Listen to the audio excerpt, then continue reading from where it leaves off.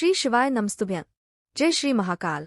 इस चैनल पर हम आपको गुरुजी पंडित प्रदीप मिश्रा जी के द्वारा बताए गए उपाय आसान भाषा में समझाने का प्रयास करते हैं। साथ ही गुरुजी की जो कथा है उसका कथासार बताने का प्रयास करते हैं। गुरुजी के द्वारा प्रयागराज में 12 फरवरी और 13 फरवरी 2024 में माघ महीने में 2 दिन के लिए शिव चर्चा प्रयागराज में रखी गई है, जो कि सतुआ बाबा शिविर में होगी।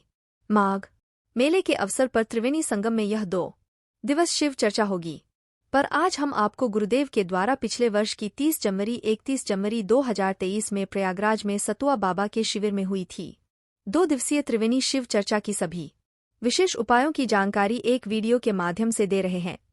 इसके कुछ उपाय ऐसे भी हैं जो शायद आपने अभी तक ना किए हो, इसलिए वीडियो का अंत तक जरूर देखिए ताकि कोई भी उपयोगी जानकारी आपसे ना छूटे। इसके साथ ही आपको कल माघ मास का 5 फरवरी सोमवार दशमी का दिन है और अगले ही दिन पड़ रही है माघ मास की शतीला एकादशी की एक विशेष उपाय की जानकारी भी आपको इसी वीडियो के अंत में प्राप्त होने वाली है, जो कि आपके लिए बहुत उपयोगी हो सकती है। शिव चर्चा की पहली जानकारी की ओर। हमें महादेव से कुछ मांगने के लिए नहीं जाना चाहिए, हमें सिर्फ महादेव के पास जाकर बैठ जाना चाहिए। और जब हम हमारे माता पिता गुरुजन परमात्मा के पास जाकर बैठ जाते हैं तो हमें उनकी कृपा प्राप्त होती ही है। बढ़ते हैं अगली दूसरी जानकारी की ओर। गुरुजी ने बताया था प्रयागराज में त्रिवेणी संगम में तक्षेश्वर महादेव का विश्व में एक ऐसा मात्र मंदिर है जहां पर आप केवल कुछ क्षण के लिए भी बैठ जाते हो तो तक्षेश्वर महादेव आपको कितने प्रकार की विष से ताप से दूर कर देते हैं और अपना बना लेते हैं।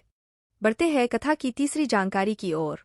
आज भी तक्षेश्वर महादेव के मंदिर में तक्षेश्वर कुंड है, जहां पर तक्षक नाग ने बैठकर तप किया था और इतने दिनों तक तप किया था कि पृथ्वी भी गलने लगी थी।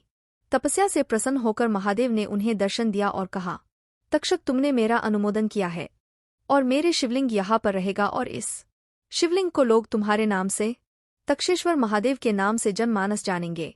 और जो व्यक्ति अपने जीवन में कितना भी पाप किया होगा, उसके जीवन में कितना ही दुख दर्द तकलीफ होगी, वह मेरे दर्शन मात्र से समाप्त हो जाएगी। अब यह मंदिर आपको गरियाबाग मोहल्ले में यमुना नदी के तट पर मिल जाएगा। बढ़ते हैं अगले चौथी जानकारी की ओर। जो शंकर भगवान के मंदिर में झाड़ू लगाता पोछा लगाता है, निर्माल्य उठाता है या फिर भोलेनाथ के मंदिर में जा रहा है तो उसे देख अगर कोई हंस देता है तो हंसने वाला व्यक्ति अपना जीवन बर्बाद तो करता ही है, पर वह अपनी 7 पीढ़ियों को भी कष्ट में डाल देता है। बढ़ते हैं कथा की अगली 5वीं जानकारी की ओर। यदि आप शिवालय जा रहे हो तो इनमें से एक चीज जरूर करें। पहला, मंदिर में आप झाड़ू लगा दे, मंदिर की साफ सफाई कर दे। यदि यह भी नहीं कर सकते, एक लोटा जल चढ़ा दे। अगर यह भी नहीं कर सकते तो श्री मंदिर की साफ सफाई कर दो, वहां पर पड़े निर्माल्य उठा दो। ये भी नहीं कर सकते हैं तो वहां बेलपत्र पड़ी हो, फूल पड़ी हो, किसी के पैरों में ना आए तो वहां से उठाकर आप उनको एक तरफ कर दो। और यदि आप यह भी नहीं कर सकते तो मंदिर में 3 बार ताली बजा दो। अगर यह भी नहीं कर सकते तो बम बम भोले बोल दो। और अगर यह भी नहीं कर सकते तो शंकर भगवान के मंदिर के शिखर का दर्शन करते हुए निकल जाओ। अगर आप शिखर दर्शन भी नहीं कर सकते तो मंदिर को देखते हुए स्माइल करते हुए मुस्कुराते हुए चले जाओ। ऐसे में भी आपको भोलेनाथ की कृपा प्राप्त होती ही है। बढ़ते हैं कथा की अगली 5वीं जानकारी की ओर। कल है 5 फरवरी और दिन है माघ महीने के सोमवार का, तो इस दिन किया जाने वाला गुरुजी का बताया गया विशेष उपाय लेकर आए हैं। इस उपाय के लिए आपको सिर्फ 1 लोटा जल ले लेना है। जल आप अपने किचन से लेंगे। उसके बाद आपको 1 चावल का दाना ले लेना है और 1 बेलपत्र ले लेनी है। चावल का दाना जो आप लेंगे वह कहीं से भी टूटा न हो। शिवलिंग के ऊपर खंडित सामग्री समर्पित नहीं करते हैं। बेलपत्र नहीं है तो आप बेलपत्र शिवलिंग के ऊपर से चढ़ी हुई लेकर जल से शुद्ध करके फिर उसका इस्तेमाल भी आप कर सकते हैं। और बेलपत्र की डंडी के आखिर में जो दूठ होती है, यानी जो डंठल होता है, वह भी नहीं होना चाहिए। गुरुजी कहते हैं कि जब भी आप 1 लोटा जल लेकर जाएं तो अपने घर से ही लेकर जाया करें। इससे हमारे घर के पितृ दोष समाप्त होते हैं, हमारे घर का कालसर्प दोष भी समाप्त होता है और हमारे घर का वास्तु दोष भी महादेव की कृपा से समाप्त हो जाता है। चावल का दाना लेकर गए हैं, उसे चावल के दाने को शिवलिंग के ऊपर समर्पित करते हुए ओम नमः शिवाय या श्री शिवाय नमस्तुभ्यं, इन दोनों में से किसी भी एक मंत्र का स्मरण कर लीजिए।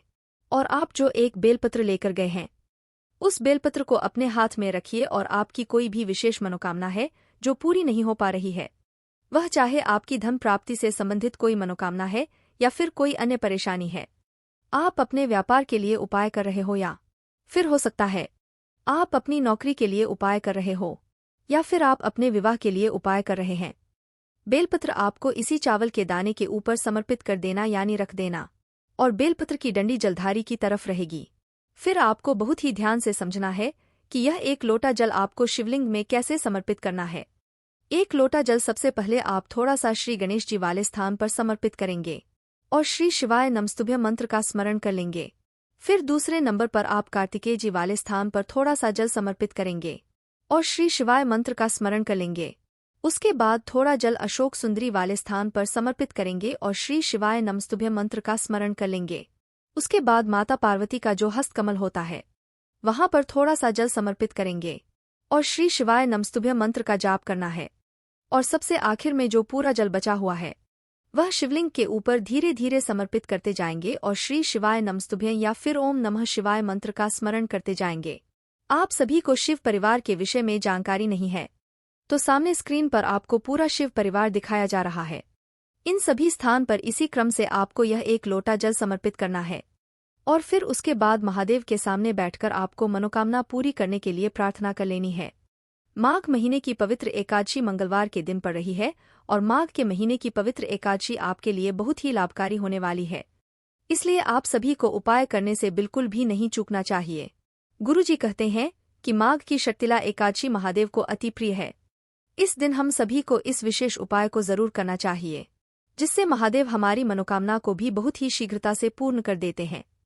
तो दोस्तों, यह थे पूज्य गुरुजी द्वारा बताए गए कुछ बेहद खास एवं विशेष उपाय। जानकारी उपयोगी लगी हो तो वीडियो को लाइक करके कमेंट में श्री शिवाय नमस्तुभ्यं जरूर लिखें। श्री शिवाय नमस्तुभ्यं। जय श्री महाकाल।